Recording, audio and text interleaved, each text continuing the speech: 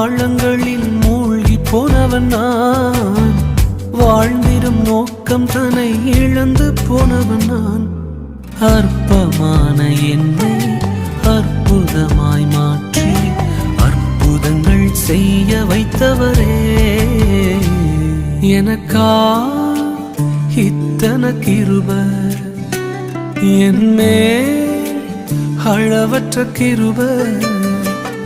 எனக்கா இத்தனை கிருபை, என்மேல் அளவற்ற கிருபை.